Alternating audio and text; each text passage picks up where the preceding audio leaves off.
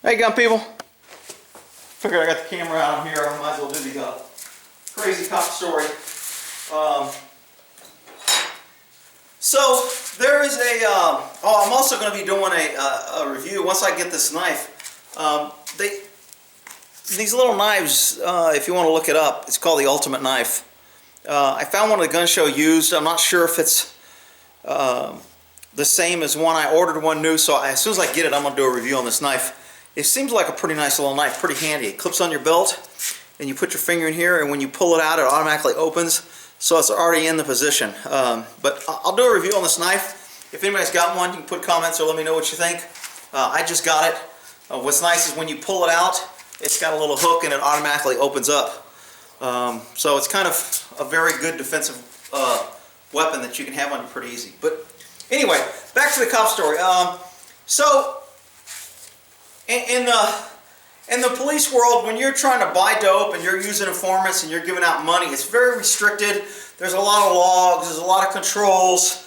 You know, you can only give so much. There's a lot of policy. 2 people have to count it in front of the guy. And then before we give it to them, we have to lay it out on copier and make copies of front and back, so we have the serial numbers of each bill, and that those are the ones we gave. So when we give it to the guy and he pays for the dope, and then we bust the guy and we get the dope, we can say we took a picture of the serial number here, and when we busted the guy, he had this money, which is the same serial number. And so it's very controlled when you're dealing with money and paying informants and doing all that. So I wasn't involved in this case, but it was my office, and of course there was this one lieutenant I talked about in a couple of videos, Stramboni, the one that was the chief's friend that always seemed to be in the worst shit ever and never got fired, could do nothing wrong but did everything wrong. So he's working with Yonet, maybe it wasn't Yolo, maybe it was SACnet, but he's working with one of the narcotics and they need money to make a buy. Well, anybody that works enough with drugs and drug deals, they know that government makes a lot of paperwork to come up with a lot of money. So if you're dealing with a cop, if you ask for a large amount of money, they're not going to be able to get it. They're going to come up with excuses. So a lot of drug dealers who are savvy will ask for more money. Well, and I'm not sure what the threshold was at the time. I think it was no more than 1,000 or 1,500 or 2,000 they could let go with a CI, a confidential informant, or even an undercover officer. They didn't want to risk that much money for a bus or whatever.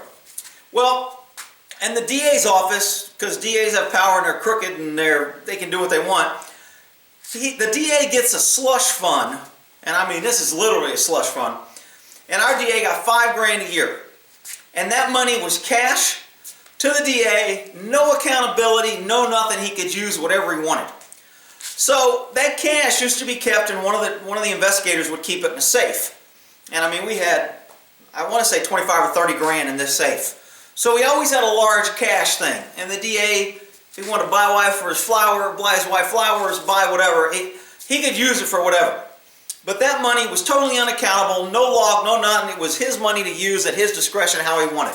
And the DA at the time, before the crooked DA took over, the DA at the time left the money in there, didn't mess with it, and kept it, you know, if we needed something for the office, if we needed a new Christmas tree, if we needed something, you know, just to run the office, he would go in there and have somebody take the money out.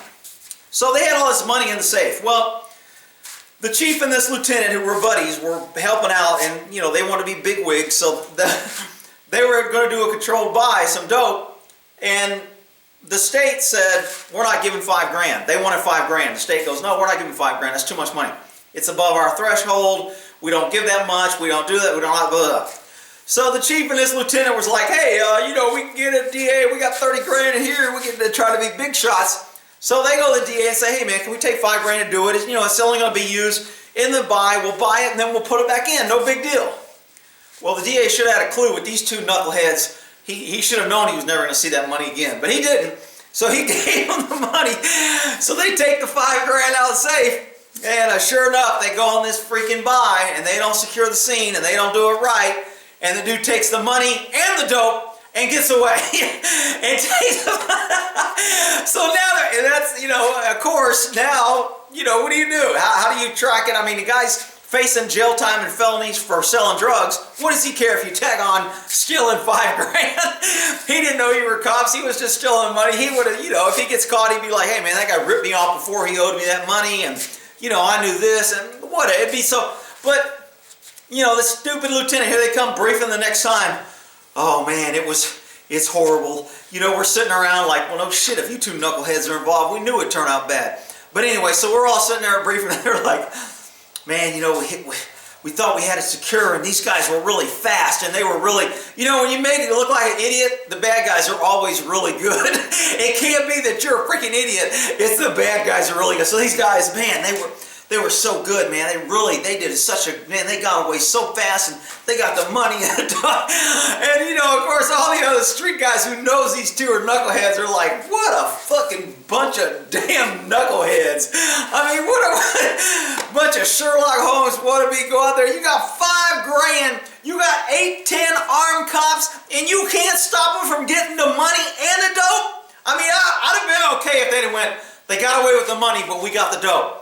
They got, I mean, shit, they left with twice as much as what they brought and didn't get nothing. So, of course, you know, from that point on, this money could not be used.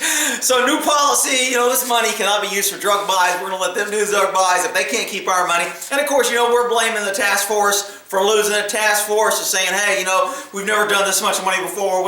So, it's all a big shift, but, you know, just this lieutenant, I mean, I can't remember what other story I did. I have to look up on which one I did. There's so many stories where this guy's just screwed the pooch on things, and this is just another example of, you know, $5 grand, taxpayer money. Who cares? Nobody cares. Nobody had to report it. Nobody had to do a loss. Nobody was held accountable. There's some dope dealer out there laughing his ass off, smoking a doobie, going, we got those stupid cops' money in their dope. Woo! Oh, well, I wish I knew him. I'd be congratulating them right now. Good job, fellas. You proved the dummies are dummies. All right, we'll end that there.